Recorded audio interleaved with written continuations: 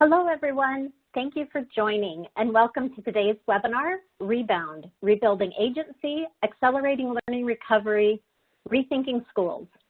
My name is Dina Meyer. I'm the Executive Marketing Manager for Corwin, the sponsor of today's webinar. Before we get started, I'd like to review some of the technical aspects of today's presentation. If you experience any audio trouble, please check the audio setting on your computer as well as your speaker volume settings. If you still have issues, please see the detailed audio troubleshooting file available in the resource list under the Q&A window. There are additional icons that open feature panels in the webinar console. You can read about today's speakers in the speaker bio window, click the resource list to download a copy of today's slides, and follow the conversation about today's webinar on Twitter using the hashtag EWWebinar. And to submit a question for our speakers, please type them into the Q&A box. An on-demand archive of today's presentation will be available in the next 24 hours. Both the archive and a free-to-download version of the PowerPoint slides will be accessible at edweek.org.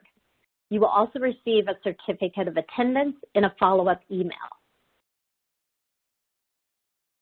As schools reopen, today's presenters feel the greatest travesty that can arise is if we rush back to the old normal and learn nothing or little about what worked well these past 18 months.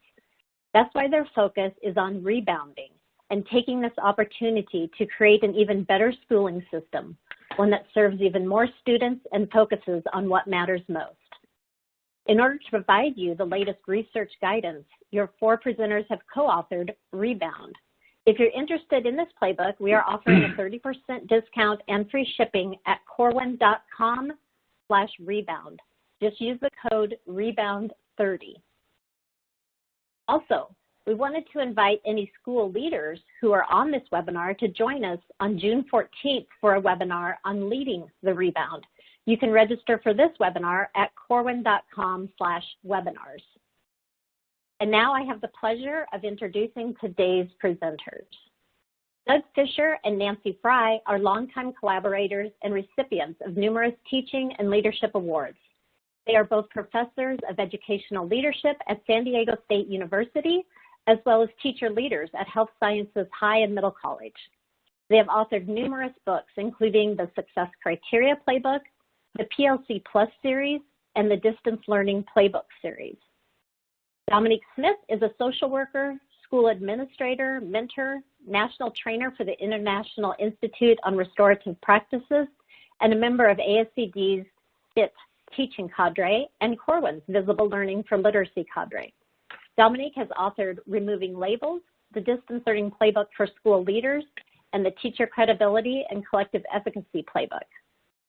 And John Hattie, joining us from Australia, where it's very early tomorrow morning, is an award-winning education researcher and best-selling author with nearly 30 years of experience examining what works best in student learning and achievement. His research, better known as visible learning, is a culmination of nearly 30 years synthesizing more than 1,500 meta-analysis comprising more than 90,000 studies involving over 300 million students around the world. His notable publications include Visible Learning for Teachers, and 10 mind frames for visible learning. And now, to get started with Rebound, I'll turn it over to Doug. Well, welcome everybody. Thanks for being here. Yes, it is time for Rebound. We are hearing all kinds of innovations and opportunities for in-person learning and taking what we learned to the next level.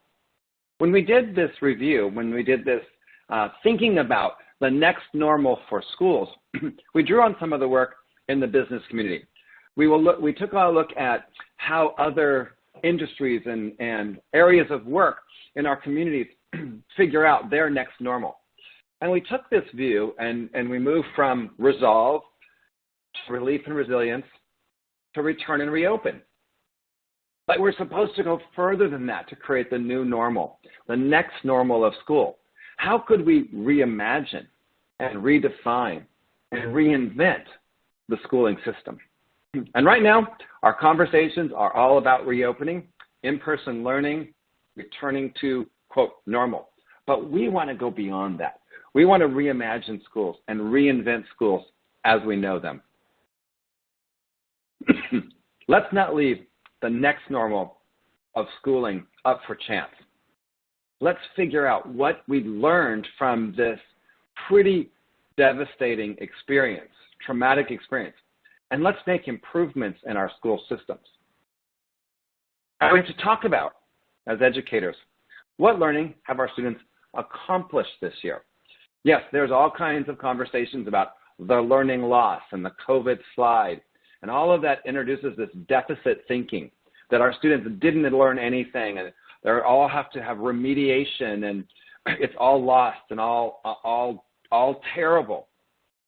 Now, I'm not in denial that there is some unfinished learning. Yes, there are things that students might have learned in a more traditional year in the past, but it doesn't mean their learning was lost. It doesn't mean they slid back 4 years of learning equivalent. It means that there's things that are still unfinished that we can address in the future. And what I don't hear anyone talking about, I hear mostly the negative, the deficit. And I recognize there's unfinished learning. But what about unexpected learning? What about some of the things that students learned that were kind of a surprise for us? So we started asking students on our video conferences to record for us, what's something you learned this last year that you didn't expect to learn? And maybe you want to start asking that question. And maybe you want to recognize there has been some unexpected learning. There has been some opportunities for students to learn things that maybe they wouldn't have learned in a previous year. And yes, we'll catch them up. We'll figure out the unfinished learning they still need to do. But let's take a look at a few students and their unexpected learning. One thing that I learned apart from the math curriculum was how to use a MacBook. The school provided a MacBook for us, and I've never used a MacBook before in my life. So it was kind of confusing trying to figure out what each button meant, how to take screenshots, how videos and how imported stuff worked. It was hard at first, but then I got used to it, so that was pretty cool. Something that I've learned that is not part of the official curriculum was learning to make a cake and a breakfast sandwich. What I didn't expect this year was to be more clean.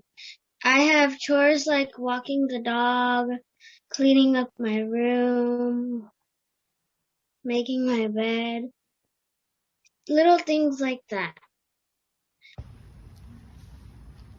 This year I learned how to clean food. Is that you can build strong relationships when you participate, work hard, talk about food, and try to learn at least one thing about a classmate. And I wasn't expecting to learn how to make a Google Plus and make a Google link so I can.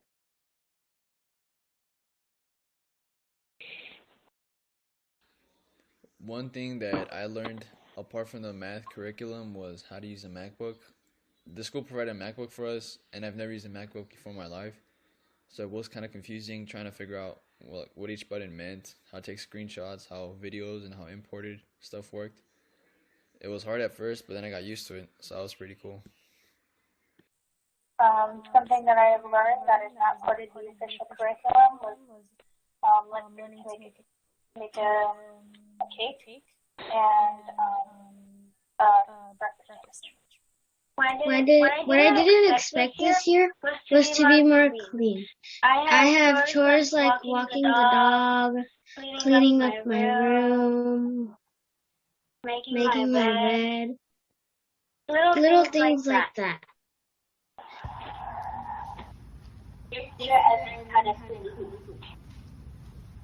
Is that you can build strong relationships when you participate, work hard, talk about food. Would the speakers please not use the audio? I wasn't expecting to learn how to make a Google Plus and make a Google link so I can make with my friends that I miss a lot from my other school.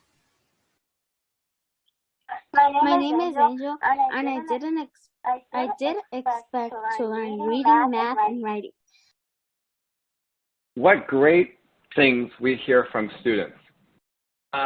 Sorry about the multiple video sounds coming through, but think about that. Maybe in your community, you could take a little time and grab a couple videos of kids talking about their unexpected learning and have a little celebration on things kids did learn this last year. John? Well, the research relating to what happened last year is starting to come through. Yes, it's early days, but certainly in this half of the world, COVID started at the start of the school year, and in various systems, such as the one that I live in, we had 4 to 5 months of in-home learning. And so there has been surveys done, there's been quite a lot of work being done. And here's a couple of examples from studies here in Australia based on around about 150,000 students, school teachers, school leaders. And as Doug said, looking at the unexpected positives, acknowledging there were negatives, but looking at the unexpected positives. And when you look at some of those comments down there, particularly about morale staying higher, in many schools we saw more teacher collective efficacy working last year than we probably will do when the old normal was there. Certainly parents, they sometimes struggled with their 1 or 2 students, the children that they had at their home, and realizing that you as teachers have 20 to 30, or in high school 200 teachers a day for 5 hours times 200 days a year. So their esteem of the expertise of teachers is at an all-time high. And certainly students rated COVID teaching and liked many of the freedoms and flexibilities. For many, it was the first time in this business we've heard not only the word how effective was the teaching and learning, but how efficient it was. And some students were making comments like, I can do the work at home in 2 or 3 hours. What do I do in the 5 or 6 hours that I spend in the classroom each day? And one of the things we're particularly keen for you to look at is what new skills do the students acquire. The one most powerful is that this notion of self-regulation, this knowing what to do when they don't know what to do. The students already had that skill. Many of them did very well in distance learning. But those who didn't have it, it really highlighted to us our need to teach the students that and to have that teacher gradual release of responsibility. So this is a bit of a flavour of what the students were saying and the parents were saying about what happened during distance learning. Now what we want to do when we were looking at writing the book Rebound is starting with the very foundation. And the foundation we're using is the Visible Learning Database. It's now based on 17,000 meta-analyses, about 250 million students, and it covers 300 or so different influences. 6 broad categories of the influence. What are the effects? What's the difference between looking at the correlations, the relationships over time with student influences? And you can read down that list. And what screams out is the influences of the teacher, how they interpret the curriculum, how they make those day-by-day, moment-by-moment decisions in the classroom is very powerful. Yes, of course, the influences from the home are there, and the generic things that happen at the school level. Having classroom management is a necessary but not sufficient condition to having an impact on learning. And so that expertise of what happened of teachers during COVID teaching, what happened compared to the old system, and particularly how we look at those teacher influences in the rebound back into the regular classroom is what we're most fascinated with. It is that quality of the teacher and the teaching. It is that expertise, that evaluative expertise that teachers make as they make decisions. And what happened during COVID, particularly as teachers moved away from the regular classroom where there was a high level of talking, there was a high level of questions that require less than 3-word responses from the teachers, to a more of a triage system using distance learning where we listened into the students, how they were thinking. We got them involved in chats. We had to structure the nature of the lessons and sometimes quite a different way to engage them and motivate them in the notions of learning. This is what we want to look at as to how we bring back to the new normal. When we look at underlying the database of visible learning, there are these 7 big messages. These 7 messages which really get to the heart of what makes the difference to the lives of students in their learning. It's when teachers work together and evaluate the impact of their teaching. I want you, when you walk into your class next, to say that my job here today is to evaluate the impact that I'm having on each student's learning. And that is very much based on the expectations you have for your students. And if you look at Christine Ruby Davies' work, it is the case that teachers who have high expectations have much more success, and they typically have much high expectations for all their students. Sadly, teachers who have low expectations tend to have it for all their students, and they're very successful in attaining those low expectations. So what are your expectations? Are you prepared to bring to the staff room, for example, 2 pieces of a student's work, say 3 months apart, and have a discussion about whether that's 3 months' growth? Try and get a sense of what those expectations are across the teachers in your schools. And how can you work with your students to make those expectations transparent? Which is why we're so obsessed with this notion of success criteria, telling the students up front what it means to be successful in the learning. When is good enough? And certainly during the distance learning, giving them a sense of that success criteria so that they can interpret the feedback. They can interpret your comments relative to how well they're going towards those success criteria goals. And making sure those success criteria have in them the right level of challenge, the Goldilocks principle. Those success criteria are not too hard, not too easy, and not too boring. And that's the art of teaching. Of course, if a student is learning something and we set a success criteria, then there's a gap between where they are now and where we want them to be. And that implies that there is a challenge. How do we create a trusting classroom so that the errors, mistakes, not knowing is really critical? Because if they start now not knowing and they look to where they need to go, then clearly it is about what they don't know right now, because no child should come to school to learn that which they already know. So how do we make errors? How do we make it okay?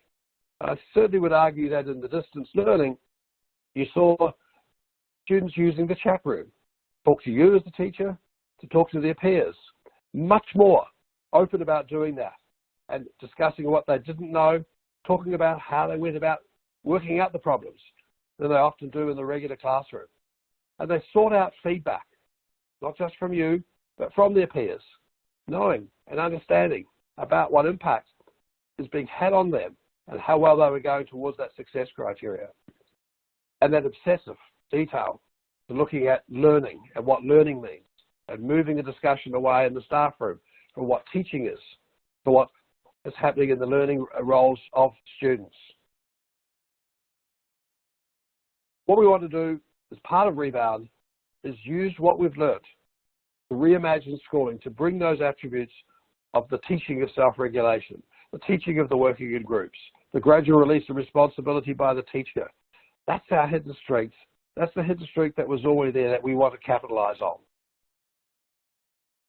Doug. Thank you.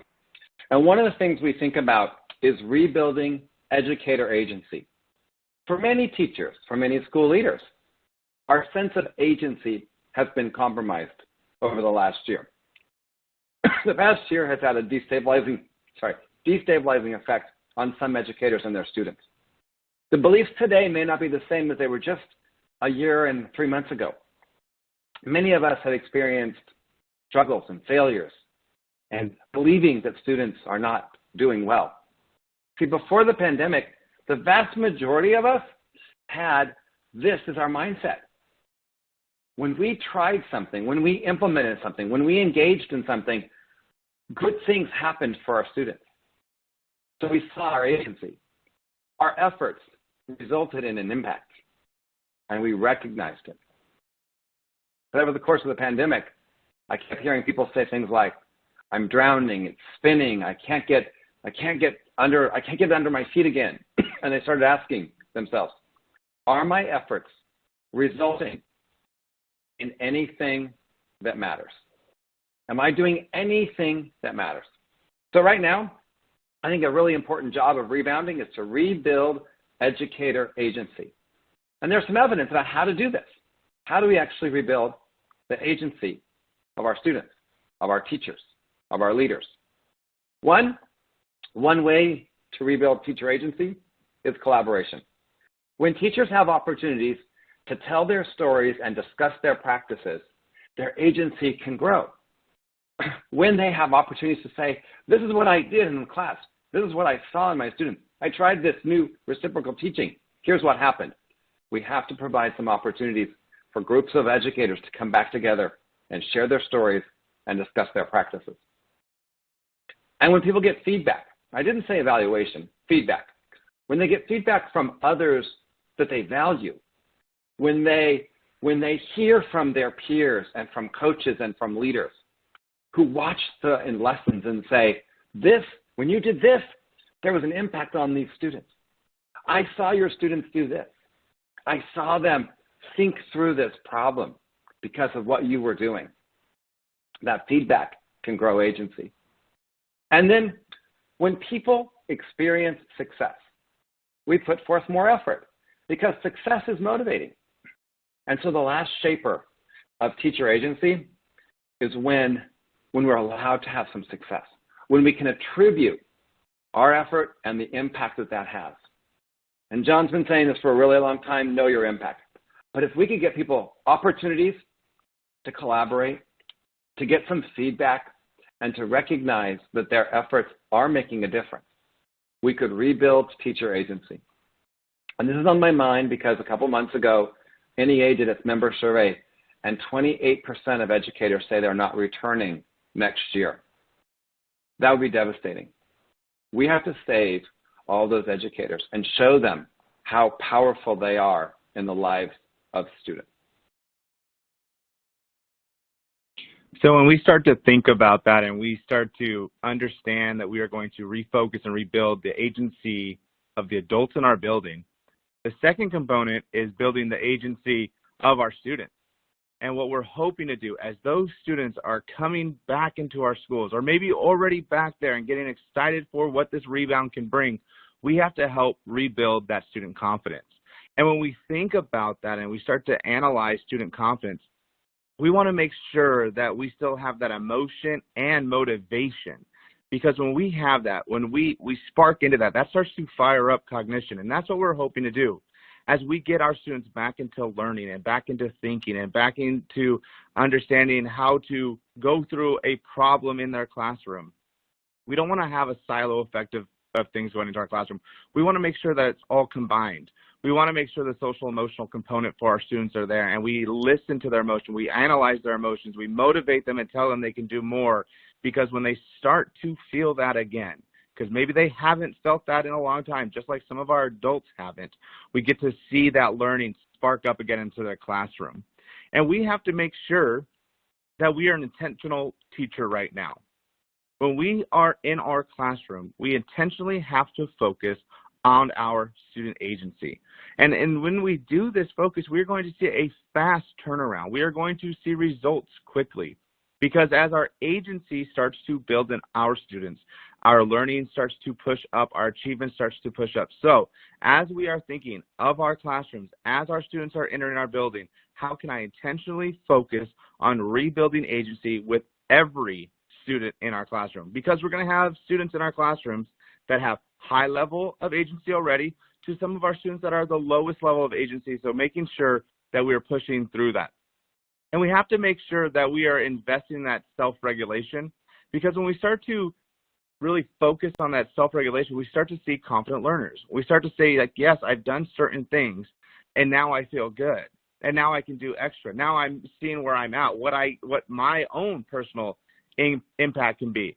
And as you think about that, we have some speakers and leaders here over in San Diego, so I have a skiing reference for you because that's what I wanted to do for a little idea out of San Diego. But think about self-regulation like skiing. The bold skier must learn to respect the terrain, while the cautious skier must learn to face the terrain.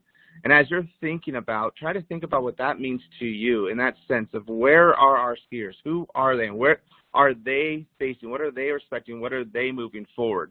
But as I work with my own son who's in 6th grade, and I start to rebuild and help him analyze where he's at, I have to make sure, what are you doing? Where's your self-regulation? And I'm hoping that he can look back and say, you know, I've set some time away for homework and that I'm always studying for tests, because those are skills that we're going to have to rebuild, rehelp, and reshape.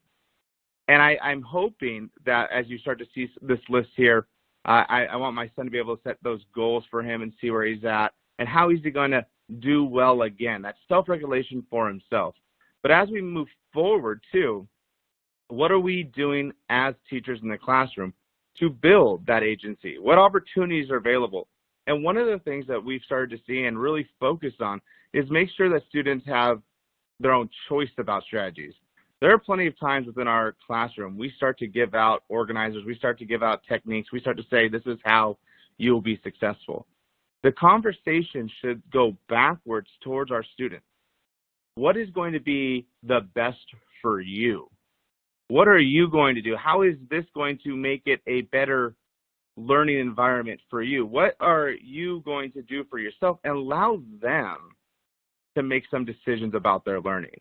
It motivates students. Students start to say, this is what I do best. If I draw a photo, if I use this organizational chart, if I use this graphic organizer, this is how we start to say, okay, this is what's the best for me. The other component too is make sure that we have opportunities to let students see their contribution, who they are. And service learning is one of the biggest components. I love refocusing on this and what we are giving back to our own school organizations. One of the photos that I love is one of the reading components where older students go back and become that little learner, that little teacher themselves, and are helping with other students. Let me read you a story. Let's define the story. Let's analyze the story together. Getting out and making sure that we're beautifying the school. Just those service learning opportunities for our students as we move forward. Again, service learning has a wonderful effect size.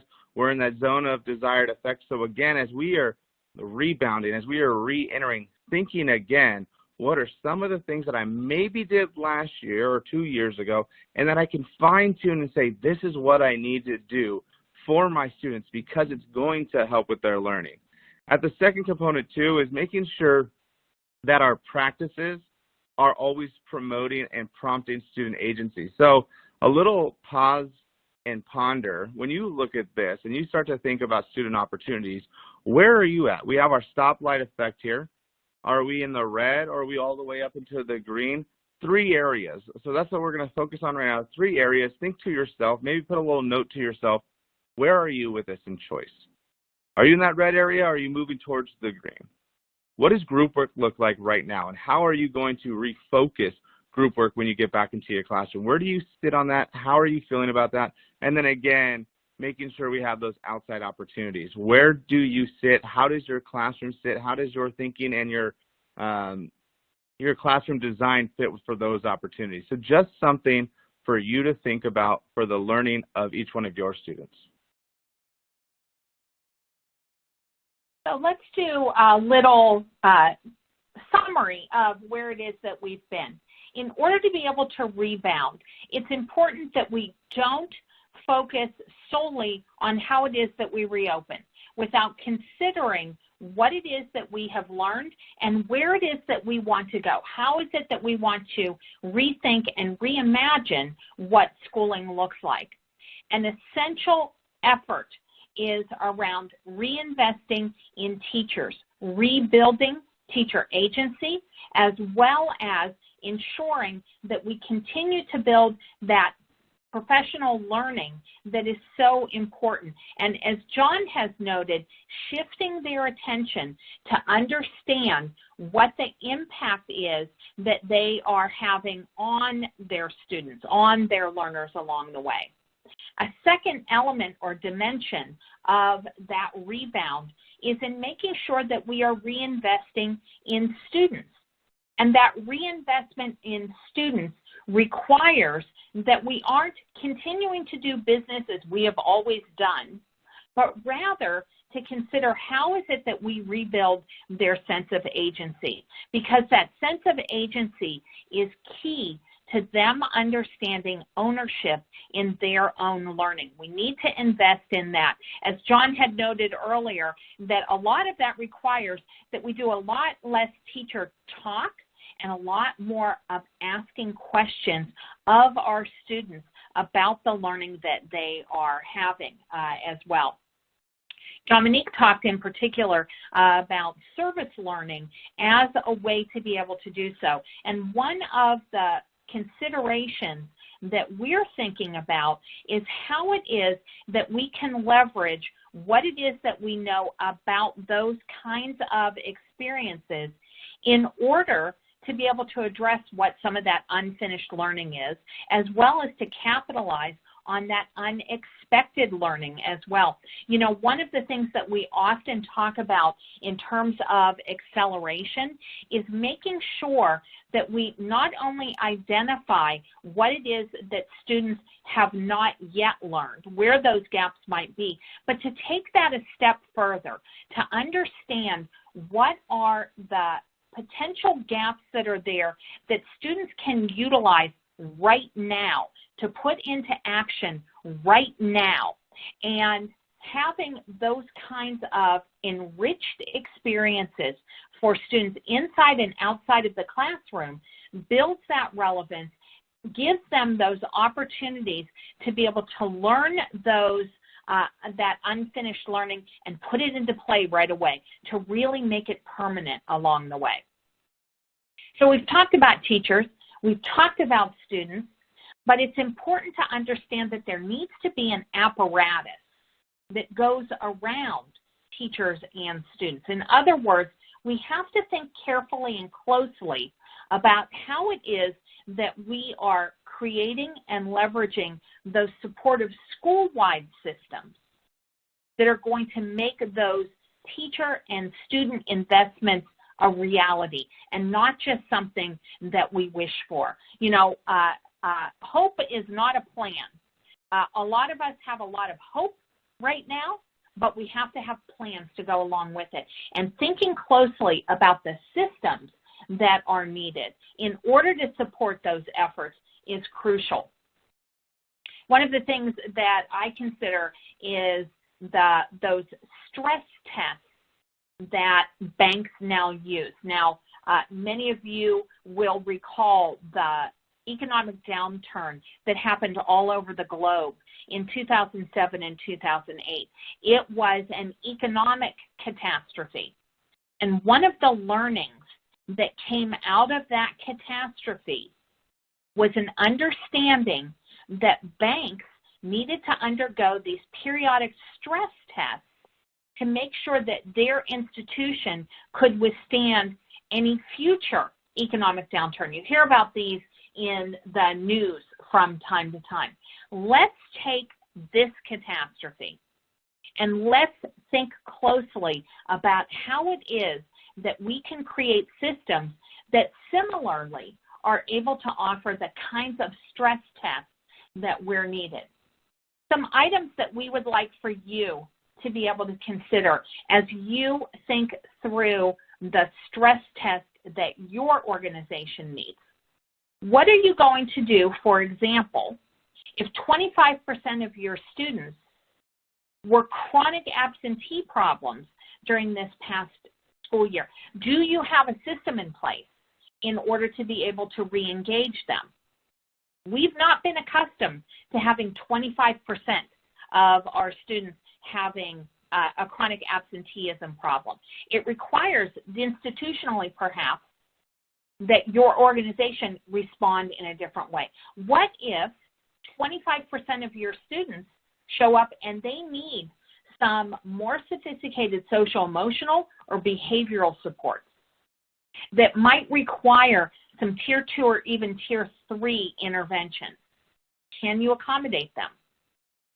What if 25% of your students are demonstrating some of those mental health concerns and they require more counseling?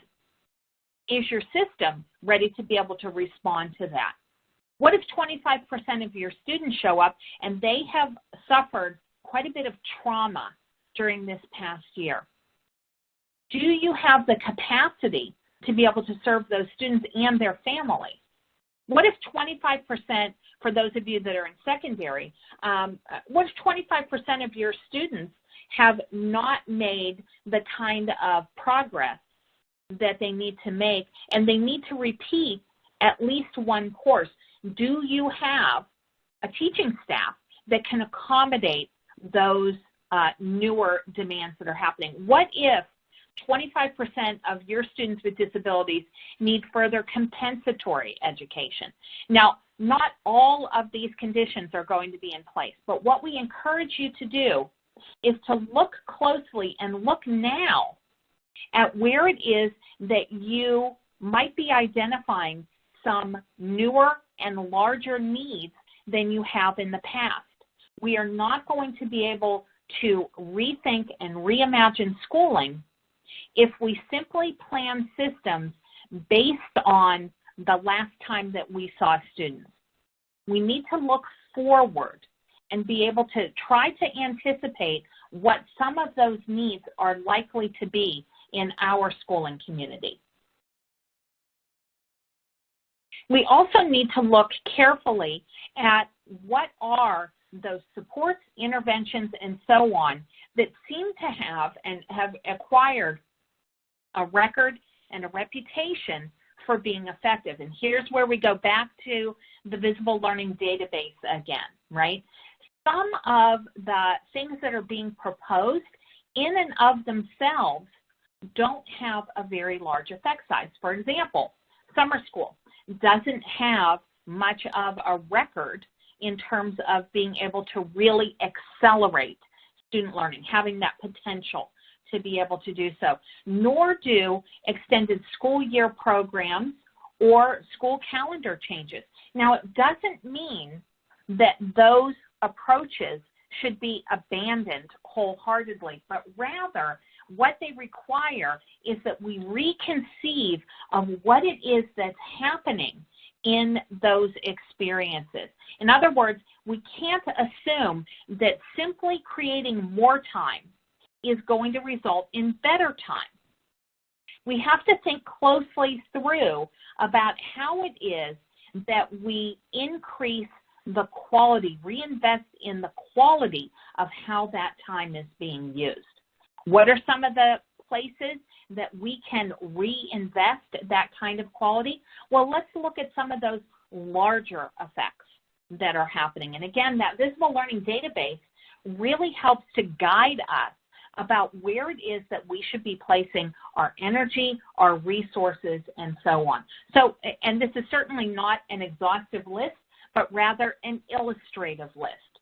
For instance, family engagement holds the potential to be able to accelerate student learning. Important to note that when we're talking about family engagement, we're not simply talking about the metrics of how many volunteer hours happened at the school. When we're talking about family engagement, it's not simply investment in parents' investment in schooling, families' investment in schooling, but families' investment in their students' learning. How do we create those opportunities, reconceive what those opportunities look like? As John had noted earlier, one of the takeaways that we've had is that families are thinking about schooling in a very different way. Let's capitalize on that.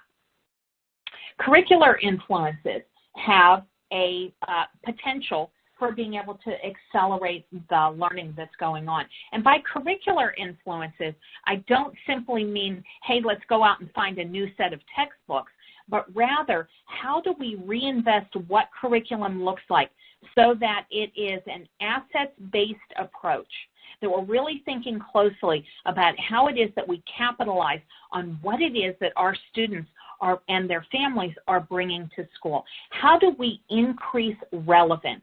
How do we give students those opportunities to be able to apply their new learning in novel situations and promote that kind of transfer that's needed?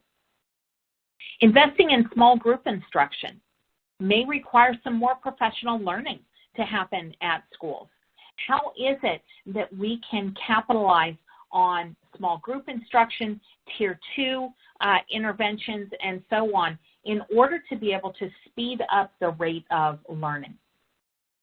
Tutoring has a nice effect size too, but just like with time, simply having a caring adult sitting alongside of a student isn't going to deliver the breakthrough results that you're looking for. Tutoring is more than homework help. Tutoring requires that tutors understand what it is that they are teaching for, what it is success looks like, and especially what are those communication systems that are needed in order to be able to link up and sync up tutoring efforts with classroom efforts. In other words, how do we create those wraparound services curricularly that are necessary? And those teacher influences, again, reinvesting in what it is that teachers do and understand about their impact. That's a place for us to be able to put our efforts. It's important to remember, in particular, things like the effects of chronic absenteeism. I had spoken about that earlier as well, and that there is a secondhand smoke effect that goes with this. If you have seen in the last year that you've had a real upswing in chronic absenteeism, know and understand that that chronic absenteeism has an echo effect on the rest of the class, the rest of the school, and on teachers themselves. It isn't only confined to what happens to that individual child. There also are secondary or ancillary effects that go along with it. Redefining what credit recovery looks like. In particular, if you're at the secondary school level and you have students who you know are going to be in credit recovery, we need to look closely at what it is that actually works in credit recovery. We know, for example, that simply placing kids into a credit recovery system and failing to be able to deliver on the kinds of supports that are needed are not going to result in the kinds of breakthrough results that you're hoping for. We have to give consideration, for example, to staffing. What about the teachers that are assigned to that? And what is it that they are doing during credit recovery? Course design. What are the course design elements that we know are going to be successful? Whether they are in-person course supports as well as out of course supports as well. And how do we monitor? How do we monitor student progress? How do we know who is being successful? What are our early warning systems that we need to have in place to be able to identify where students and which individual students are having difficulty early on? Those early warning systems are going to be important. So in closing out this section, give close consideration to your staffing needs as well as your professional learning needs so that you can enhance those efforts. Because as I noted earlier, hope is not a plan. We need to be able to put actions into place and systems into place in order to support our efforts. And John, I'll turn this to you. Thanks, Nancy. I think if you look back over the last year, one of the most common words we heard was it was unprecedented. And everybody who uses that term that last year was unprecedented clearly has no understanding of history. We've been through this situation in many occasions in the past. 1953, 40 million people in the world died from the Asian flu. We know about the Spanish flu. We've had the effects of earthquakes from Hurricane Katrina. And one of the things we've learned from many of those situations is that we rush back to the old normal as fast as we can. We rush back in the name of making it comfortable, more easier for students to understand and appreciate. But as you've heard from Doug, from Nancy, and from Dominique, there are many opportunities that they've identified that happened during distance learning that we need to learn from. Now, we're not saying that the old normal was necessarily a disaster. That's not the case at all. We have built up over the last 150 years a pretty good understanding of how to effectively teach students for 200 days a year. And compared to, as we were saying, parents at home who try to teach their students with 1 or 2 students over a period of time, not nearly as successful as what schools do. What we are saying is that as you think about bringing back the work that we learned last year to make our classrooms much more exciting, much more places where kids are invited to come to learn, we know that we talk a lot. On average, we talk around about 80 to 90% of the time in the classroom. In COVID teaching, you couldn't have done that. But how do we make attention to not talking as much and having much more dialogue about the language of learning, about the strategies that students are using? And when the first strategy doesn't work, how doing that same strategy again is not a very effective method, how they can come up with different ways. That notion of parents being involved more in the language of learning. They saw the struggle some of their students had with learning, and they learned that struggle was a good word. That is what it's about. Learning is hard work, and it's not always about getting it right all the time. And how we can learn to get parents engaged in the learning with their students and understanding learning, and in particular, the learning that they do with you and understanding it. How many, certainly when you look at last year in high stakes examinations in high school,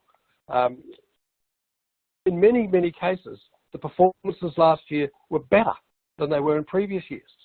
We certainly found in the Christchurch earthquake that that year was the best year ever that Christchurch students had in high stakes examinations. Because instead of saying to the students, come to my class and I'll tell you all what you need to do well on these exams, under distance learning, teachers had to go to that triage notion and saying, well, what is it that you're not understanding and how can I help you teach that part of it? And that was a much more focused individual management kind of notion. And even though it wasn't one-on-one individualized instructions, it was students grouped together, working on issues that they didn't understand well. We certainly know that at the moment in teacher education, here in Australia, close to 30% of students in our teacher education are doing it on online courses. So it seems strange then that they go back from learning themselves online to suddenly then saying, my job is to work with 30 students in front of a class each day. Now, we're not suggesting that you send your students home. We're suggesting that there are ways you could use some of that distance learning, Zoom functions, Teams functions, etc., in the regular classroom. And asking ourselves, do we need to have all our students sitting in front of us each day? Do we need to be the person who orchestrates all the teaching and learning in the classroom? How do we get teachers starting it? How do we get students become our own teachers? Learning from those students who felt safer at home. Certainly some students who are naughty in the regular classroom weren't as naughty in the home situation because many of their contingencies just weren't around them. Some of the students, some of our special needs students, were much more successful when they were working by themselves, when they were working with their friends and their colleagues, using the online different systems. How do we capitalize on that? And the one that you've heard today, self-regulation, agency. That is really the thing that came out so crystal clear. The work we're doing around the world in visible learning, those students that had been taught the skills of agency and self-regulation. They knew what to do when they didn't know what to do. They were much more successful on online learning. And that's a really powerful message that they shouldn't be dependent on us all the time. They should know when to seek help. They should know about where they are performing relative to what the success was like. And that notion that it's not always about getting it right. It's not always about being smart. It's not always about being the top of the class.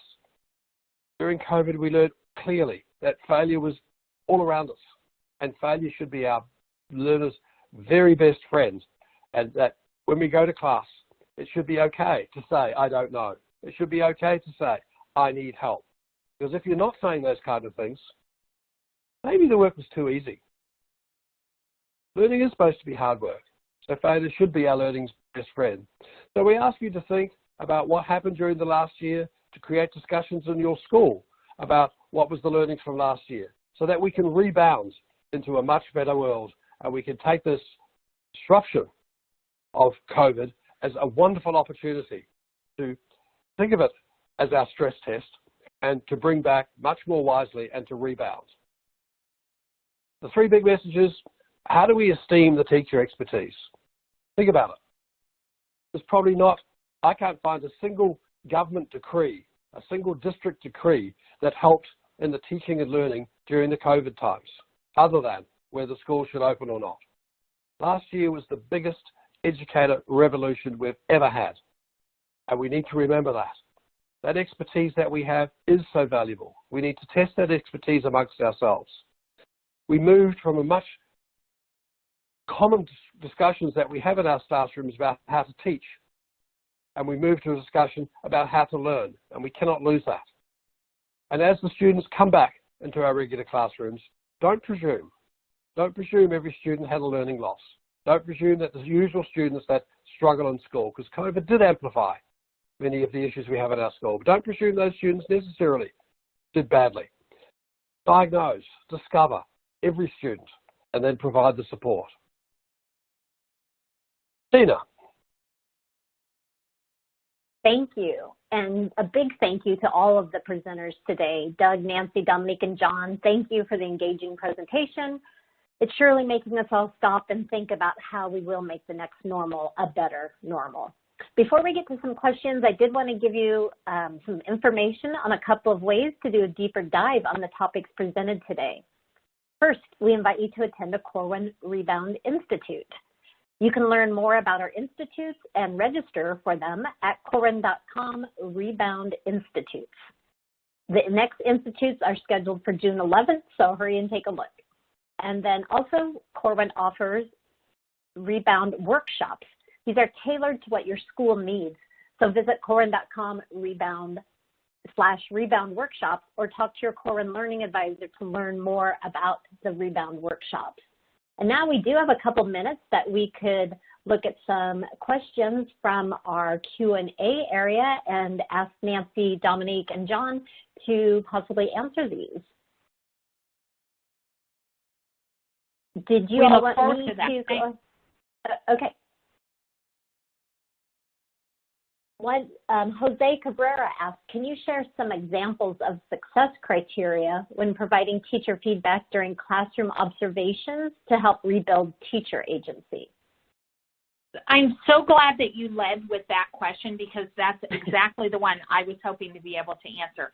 So, Jose, one of the things that I consider is, as you noted, what's my success criteria for an observation? And so one of my success criteria is in thinking through about the balance of talking. In other words, when I go into an observation, what I am mindful of, my own success criteria, is that I am focused on asking questions of the teacher that help to mediate his or her thinking, rather than me going in and saying, here are the things that you did that were great, and here are the things that you could strengthen. And Jose, I'll share with you my very favorite question to start a post-observation conversation. And I simply ask the teacher this: can you tell me how the lesson that you delivered was different from the lesson that you planned? And why did you make the decisions that you made to change it? And then let the teacher talk. And what I get time and time again is insight into how it is that that teacher is paying attention to the moment-by-moment changes that are happening, and how it is that that teacher is thinking through and responding, rather than just simply saying, hey, I wrote this lesson plan, and no matter what, we're just going to stick with it. Great. Thank you, Nancy. And I have another question from Christy Bolfer. What about students who totally checked out? How do we bring them back to understanding that they and their learning are important?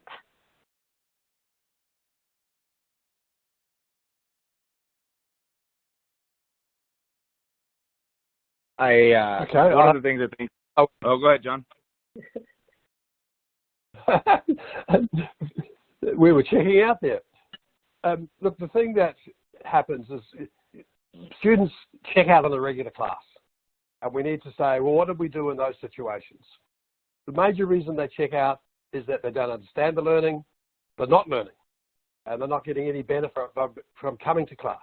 But how do we better understand and use that word discovery? How do we discover actually where they're at the moment? And then making sure that we remember the Goldilocks principle, making the next phase of the work not too hard, not too easy, not too boring. If they think the work is so hard, I wouldn't bother investing any energy either into the work. If it's too easy, and that's often the problem in classrooms, students are asked just to do things. And in doing, sometimes there's not much learning. Making sure that we set the success criteria with those students, show them that they can have some success. That's how we re-engage them in learning.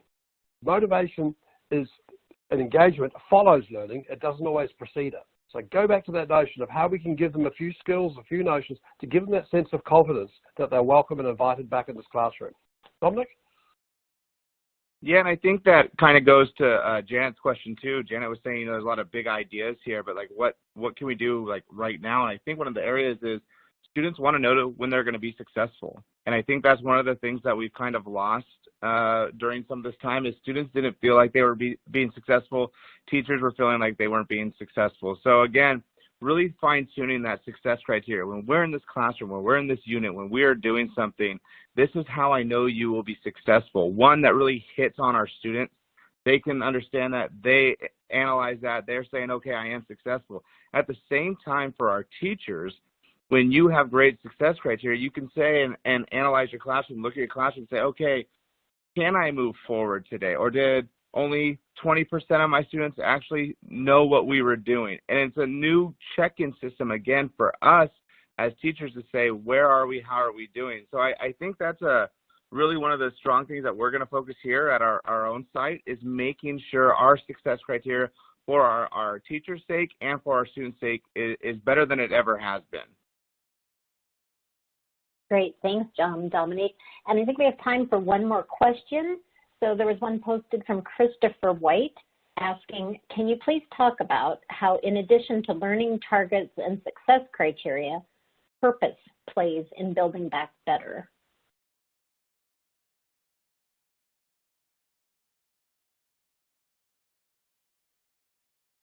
I'll take this one. Purpose, I think, is absolutely central to what it is that we do. Very often as educators, we understand what the purpose is for learning, but we're not always really effective at being able to convey what that purpose is. This is about relevancy in particular. How is it that students understand not just what they're learning, but why they are learning this? And I'll offer as one example that we regularly check in with students to be able to answer 3 questions. What are you learning today? Why are you learning it? And how will you know that you've learned it? And one of the things that we have definitely learned is that, first of all, you never hit 100%. But second of all, we don't get to actually be the arbiters of whether we are setting forth the purpose and the relevancy. Rather, we need to listen closely to students to be able to hear what they see as being relevant. It's how it is that we begin to calibrate, gauge, and at times revise what it is that we're doing because we ask students about those important questions. Great. Thank you, Nancy. And one quick question that was just asked was to reshare the discount code. So if you go to corwin.com/rebound, and when you check out, use the code rebound30, you will get 30% off and free shipping on your book purchases. So thank you very much again to the presenters for graciously giving their time to each of us. I know I've am coming away and wanting to go grab my sneakers and get on the rebound. So thank you again for joining, and we wish each of you a safe and happy Memorial Weekend.